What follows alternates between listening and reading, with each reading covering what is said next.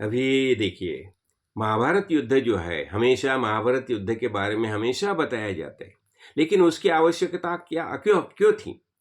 जब भी ये भूतल पर, जब भी पृथ्वी माता गया कहाँ गई? भगवान के पास चली गई, पितामह के पास चली और पितामह को बता दिया, देखिए, अभी मेरे ऊपर इतना भार हो गया है, मैं अभी सहन करने में मैं असमर्थ हूँ, मैं सहन नहीं कर सकती। तो उसी समय पितामह बताते हैं, देखो फ़िक्र मत करो, जल्द ही एक कली का अंश ऐसा एक राजा है भूतल पर जन्म लेके आने वाला है। और उसी समय विष्णु भगवान श्री कृष्ण रूप में जन्म लेंगे और वही उसी समय जो युद्ध हो जाएगा, जो युद्ध में तुम्हारे ऊपर जो ये भार हो गया है वो कम हो जाएगा। तो ऐसा ही महाभारत युद्ध है। जब ये अर्जुन ने देखा कि मेरे सामने युद्ध के लिए कौन कौन खड़े हैं, पितामह है, द्रोण है, हाँ, और कुलगुरु है, मेरे मामा है, तो ये देखने के बाद क्या हो गया, उसने वो एकदम गर्भगलित हो गया, उसके हाथ से धनुष छूट गया। फिर उसी समय वह श्री कृष्ण भगवान को बताता है, कार्पण्य दोष अपहत स्वभावा पृच्छामि त्वाम धर्म सम्मूढ़ चेतः यश्रेष्याम ब्रूहि तन्मे शिष्यस्ते हम शाधिमाम त्वाम प्रपन्नम। वो बताता है, देखो मैं अभी क्या, मैं तो मेरे सामने अभी धर्म संकट खड़ा हो गया है, क्या करूं क्या मत न न करूं, ये संभ्रम हो गया है। तो अभी मैं शिष्य भाव से तुम्हें शरण आ गया हूं, तो अभी आप मुझे कुछ प्रबोधन कीजिए। शाही इमाम शाह, मुझे अभी उससे तारो तारो अभी ये उसे बचाओ, मुझे बचाओ। और उसी समय श्री कृष्ण उसे बताते हैं, देखो युद्ध की आवश्यकता क्यों है। युद्ध है यानी क्षत्रिय के लिए स्वर्ग के महाद्वार खुल गया है। यानी तुम ये युद्ध में मारे जाएंगे तो अभी स्वर्ग में जाएंगे, और युद्ध में मारे जाएंगे तो स्वर्ग में जाएंगे, और तुम्हारा विजय हो जाएगा तो हम ये पृथ्वी का राज्य तुम उपभोग सकेंगे। यानी दोनों तरीके से ये कल्याणकारी है। अच्छा, तो अभी उसे बताते हैं, देखो अभी इसमें एक पहला बात, आध्यात्मिक दृष्टिया क्यों आवश्यक है। तुम देह धारण करके आई है और देह छोड़ना पड़ेगा, तो क्या ये शरीर कैसा होता है। जातस्य ही ध्रुवम मृत्यु, ध्रुवम जन्म मृतस्य च। युद्ध में तो मारे जाएंगे तो भी फिर जन्म होके आने वाले हैं।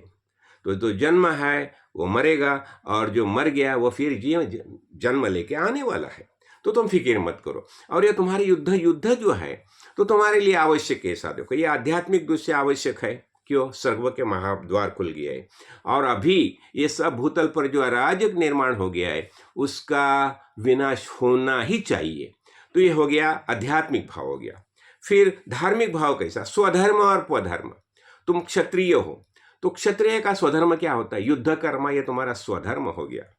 अभी अर्जुन बताने लगा ना, ठीक है मैं ये सब इनके साथ युद्ध करने के बजाय मैं जंगल में जाऊंगा और संन्यास लूंगा। तो बता दे, देखो संन्यास लेना ये पराधर्म हो गया। तुम क्षत्रिय हो तो क्षत्रिय के लिए संन्यास लेना ये परधर्म हो गया, और क्षत्रिय के लिए युद्ध करना ये स्वधर्म हो गया। तो वो बताते हैं कि ये धार्मिक स्वधर्म और अधर्म, ये धार्मिक दृष्टिया भी उसे समझाते हैं। अच्छा, और तीसरा लौकिक भाव से समझाते हैं।